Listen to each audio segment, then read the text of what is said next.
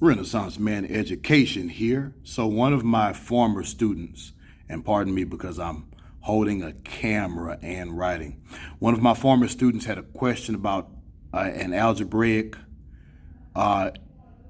expression.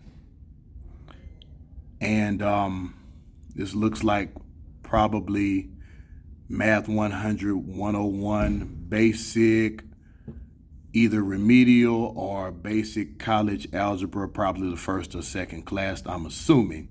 I could be wrong, but either way, when you're solving expressions where they give you the variables, you're simply substituting and then using order of operations. So they give you, and pardon me, I'm writing in pen, so I'm a business education teacher. I don't usually fool with too much math, but hey, if students ask for help and you got the skill, that's what us educators do.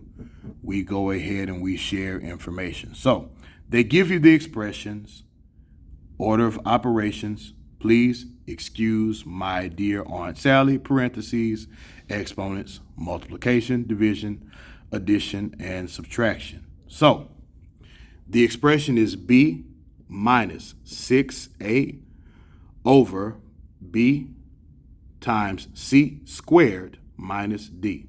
So they give you the letter b, which is 5. So now you have 5 minus, and we're going to make this step 1 where you start. We'll say this is step 2. So 5 minus 6a. So a is negative 2. 6 times negative 2. And that's going to be, and you could simplify this, I suppose, but I'm going to go ahead and go through the whole thing. That's just what works best for me. So 5 minus 6 times negative 2, which is negative 12. So now you have 5. This is step 3. 5 minus negative 12. Those negatives are going to cancel each other out and turn to positives. So you end up with 17 on top. Step 4, and granted, I'm not a math teacher, baby girl, so if you need better handwriting and organization, that I cannot help you with, but I'm going to go ahead and work this first problem out for you. So now you have b times c squared minus d. And remember, you don't have any parentheses here, but you do have an exponent. So since you have an exponent, and remember, up here what we did was we did the multiplication first because it comes before subtraction, and subtraction is last. So we multiplied first, then subtracted here. Now, we're at this bottom line, b times c squared minus d. Exponents come first. C is negative 2, so negative 2 squared, negative 2 times negative 2. The minus sign, the negative sign is going to cancel itself out, so you're going to have a positive 4. So b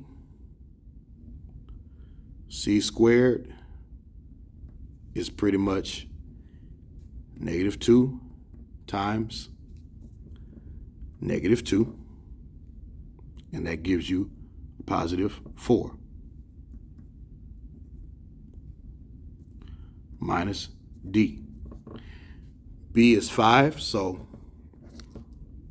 5 times 4 minus, and we'll go ahead and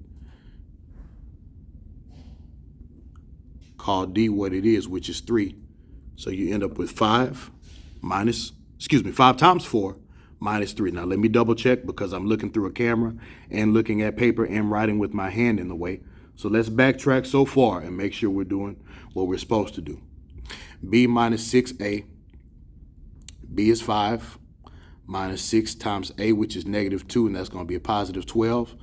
So, and you know what?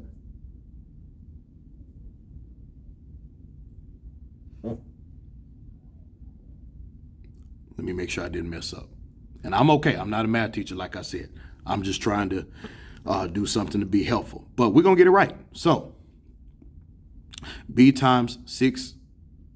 minus 6 times A.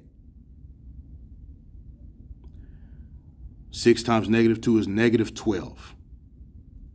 So you're going to have 5 minus negative 12. So the negatives cancel each other out, and that makes a positive 17. So we do have that correct. And if I got any math teachers out there, feel free to correct me, but I'm sure I'm right, though. Because if you look at the number line, if you subtract 12, you go that way. But since you're subtracting negative 12, you go the other way. They cancel each other out. So you end up with, on that top line, you have 17. And at the bottom, we determine that B, or 5, times C squared, which is negative 2 squared, which is positive 4. 5 times 4, minus D, which is 3. So 5 times 4 is 20. And remember, we have 17 on top. So this is going to be step 6 over here. 5 times 20, or 5 times 4 is 20, minus 3. So 20 minus 3 equals 17. So 17 over 17 is 1. Double check the work, darling. Anyone else, remember, parentheses, exponents, multiplication, division, addition, subtraction, order of operations. Please excuse my dear Aunt Sally is the acronym that's classically been given. Also, you want to make sure that in college courses, you use those office hours, use that time with your professors, have them help you one-on-one. And also remember, they do have paid tutors and free tutoring on most college campuses. Take advantage of it. Like, share, and subscribe. Renaissance Man Education. Thank you for watching.